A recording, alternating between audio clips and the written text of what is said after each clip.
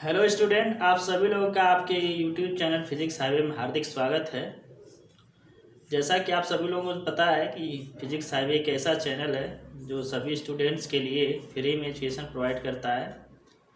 तो आज जो है कि हम हाई स्कूल 10th क्लास के लाइट जो चैप्टर है, चैप्टर 10 एनसीईआरटी बुक से लाइट रिफ्लेक्शन एंड रिफ्रैक्शन, उसको जो है कि स्टार्ट कर रहे हैं। और ये जो लेक्चर है ये थ्योरेटिकल लेक्चर जो है ये पहला लेक्चर है। और यहाँ पर हम लोग स्टार्ट करेंगे लाइट से। तो सबसे पहले हम लोग जानेंगे कि लाइट क्या होता है, और उसके बाद जो है कि लाइट क्या करता है, इसकी क्या उपयोग है, इसका क्या यूजेस है, ये जो है कि हम लोग इसमें धीरे धीरे डिस्कस करेंगे। और इसमें क्या क्या फिनोमेना होते हैं ये भी हम लोग पढ़ेंगे। ठीक है। जैसे आप जो है कि मान लीजिए एक डार्क रूम में चले जाएं तो आपको क्या दिखाई देता है। अब इसलिए जो है कि आप डार्क रूम में होंगे तो आपको कुछ नहीं दिखाई देगा। यदि डार्क रूम से आप बाहर निकले तो दिन में यदि आप हैं तो बाहर देखेंगे तो आपको बहुत से चीज़ें दिखेंगी, और आपको जो ये वर्ल्ड है वो ब्यूटीफुल दिखेगा। कहीं पर आपको पहाड़ें दिखेंगी, कहीं पर आपको बिल्डिंग दिखेगा, कहीं पर आपको रोड दिखेगा, कहीं पर आपको जो है कि वेन्स दिख सकती हैं, कहीं पर आपको नदी दिख सकता है, झरना भी दिख सकता है। तो और कहीं पर हमें जो है कि कई जो है कि मल्टीपल कलर्स भी दिख सकते हैं। तो ये जो चीज़ें हमें दिखती हैं वह किस वजह से दिखती हैं, क्या ऐसा चीज़ है जिसकी वजह से दिखता है। तो यदि यह क्वेश्चन पूछा जाए कि डार्क रूम में ऐसा क्या है जहाँ पर हमें कुछ नहीं दिखाई दे रहा, और डार्क रूम से बाहर आते हैं तो वहाँ पर हमें जो है कि बहुत सारी चीज़ें दिखती हैं। तो इसका एक ही सिंपल एग्जांपल है कि यह जो हमें चीज़ें दिखती हैं, दिख रही हैं, वह जो है कि लाइट की वजह से है। लाइट हिंदी में जिसे प्रकाश बोलते हैं, लाइट की वजह से है। यदि यह लाइट ना हो तो यह इन्वर्स हमें जो है कि एकदम डार्क रूम जैसा दिखेगा, जिसे हम पूरा ब्लैक बोल सकते हैं कि सारा इन्वर्स क्या है, ब्लैक है, कुछ नहीं दिखाई देगा।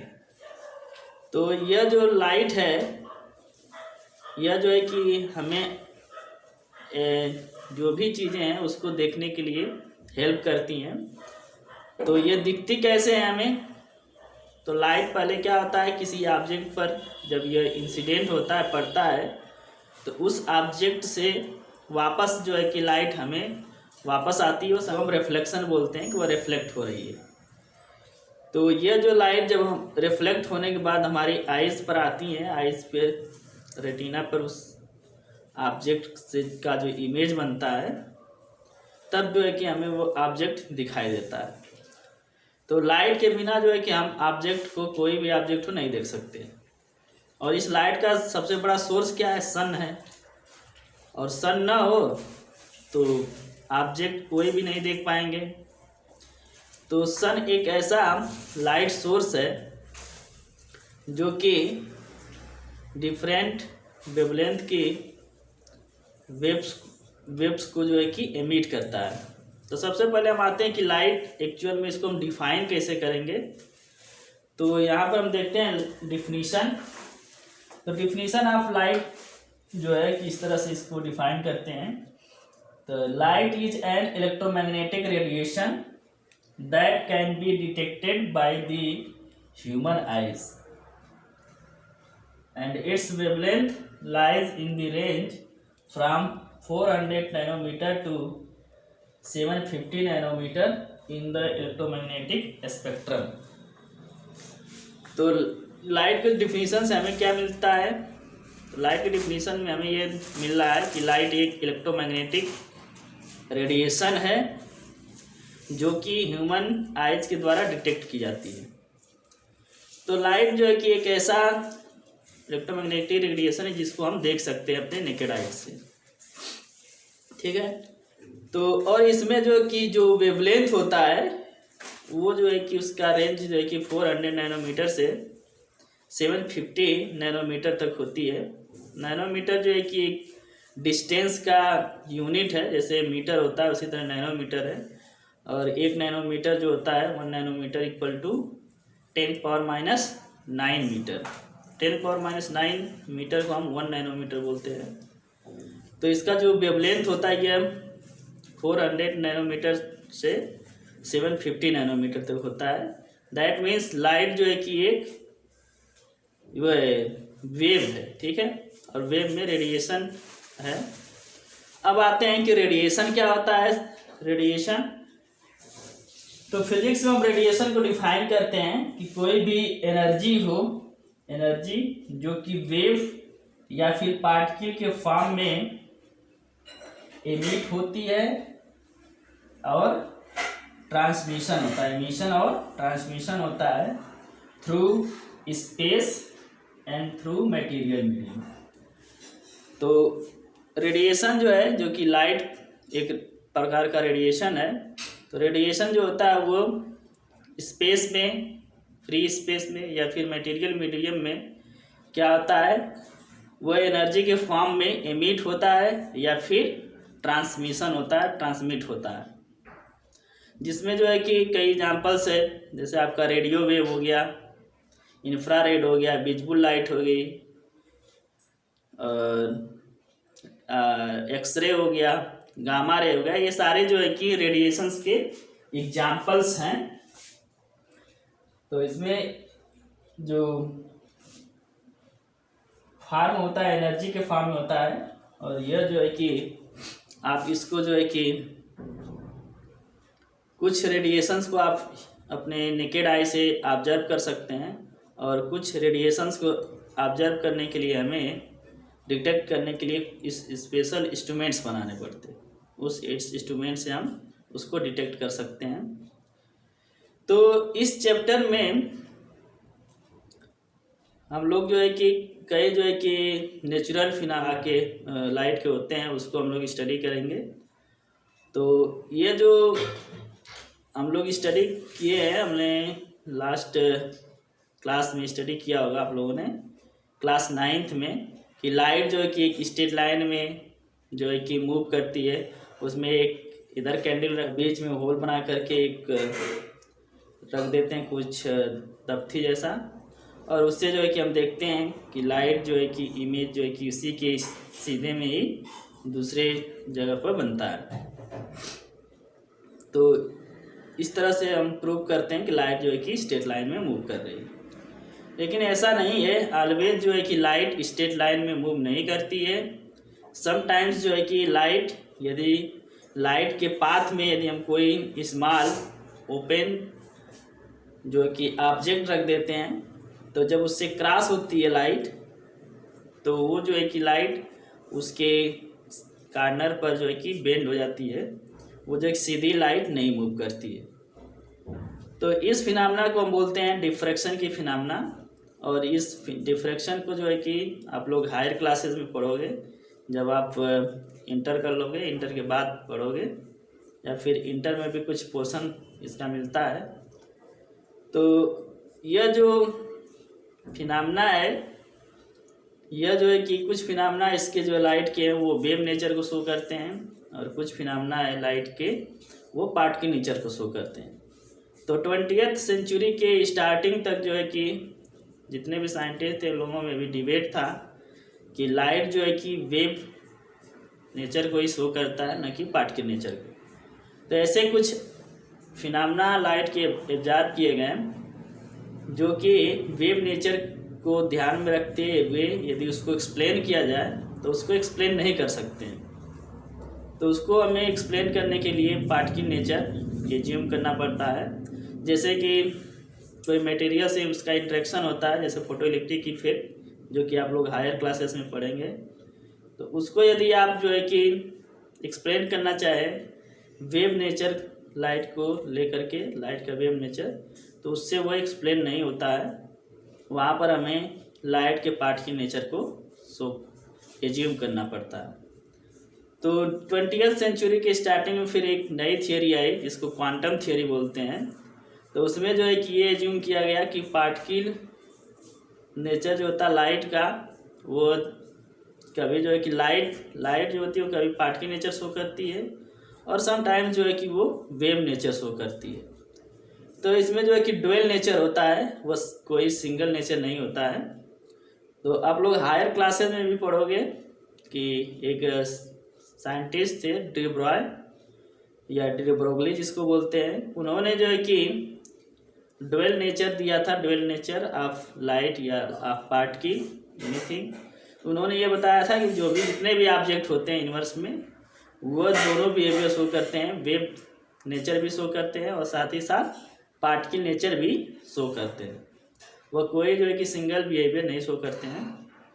बस ये हो सकता है कि किसी ऑब्जेक्ट में वेव नेचर बहुत स्मॉल हो सकता है, नेग्लिजिबल हो सकता है, और किसी दूसरे में जो है कि पार्टिकल नेचर बहुत स्मॉल हो सकता है, लेकिन दोनों ही नेचर उसमें एग्जिस्ट करते हैं। ठीक है, और यह थियरी उन्होंने अपने ड्यूरिंग पीएचडी उन्होंने दिया था और उसके लिए उन्हें नोबेल प्राइज़ भी मिला था। ठीक है, तो अब आते हैं कि जो लाइट है इसी जब स्मूथ सरफेस पर जब हम इंसिडेंट करते हैं तो वो लाइट रिफ्लेक्ट होती है। ठीक है, उस वापस जो है कि इंसिडेंट होने के बाद वापस वहाँ से रिटर्न होती है और उसको हम बोलते हैं रिफ्लेक्शन। तो रिफ्लेक्शन जो कि हम लोगों ने 9th में पढ़ चुके हम लोग कि प्लेन कोई मिरर है तो उस पर जो है कि लाइट इंसिडेंट होती है तो उस पर किस तरह से रिफ्लेक्ट होती है, उसको एक बार हम लोग रिकॉल कर लेते हैं, जिससे कि आगे की जो हम लोग स्टडी करेंगे वो बेसिकली प्लेन मिरर पर नहीं हम करेंगे, रिफ्लेक्शन फिनोमेना को हम लोग स्फेरिकल मिरर पर करेंगे। आगे हम लोग स्टडी करेंगे कि स्फेरिकल मिरर क्या होता है, ये सारी चीज़ें हम लोग पढ़ेंगे। तो अभी रिकॉल कर लेते हैं कि रिफ्लेक्शन जो है लाइट का वो होता क्या है, उसका लॉ क्या है।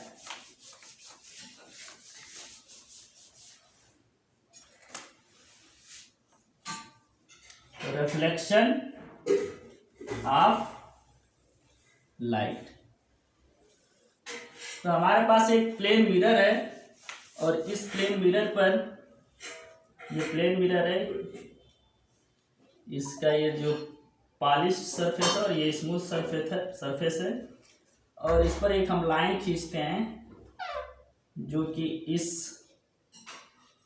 मिरर के परपेंडिकुलर है, जिसको हम नॉर्मल भी बोलते हैं। ये क्या है, नॉर्मल। अब कोई लाइट जो है कि इस पर एक सर्टेन एंगल पर इंसिडेंट हो रही है तो यहाँ से ये रिफ्लेक्ट होती है, यह इसको बोलते हैं incident light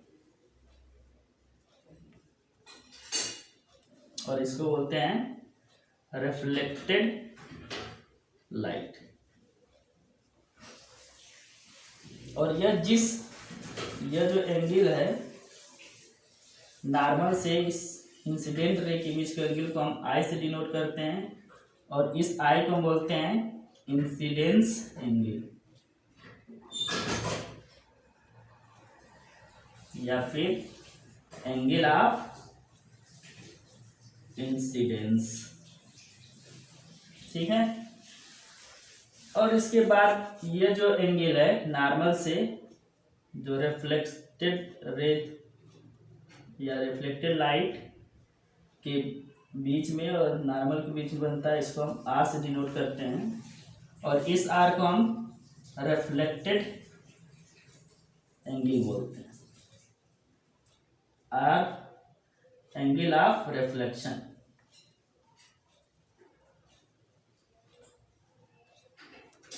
angle of reflection बोलते हैं। तो इसमें हमें मिलता क्या है, इसके दो लॉ बनाएंगे, दो लॉ इसके आते हैं।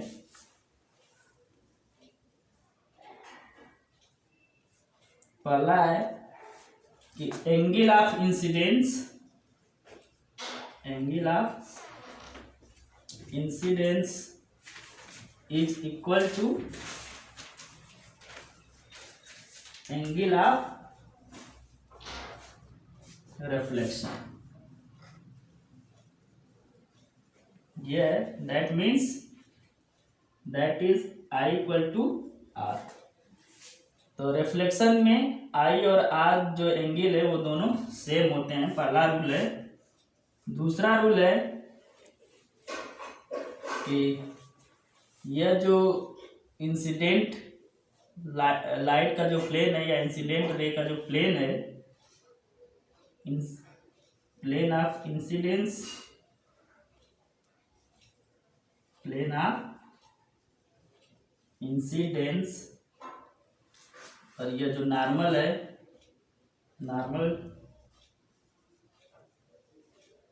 Normal to this surface,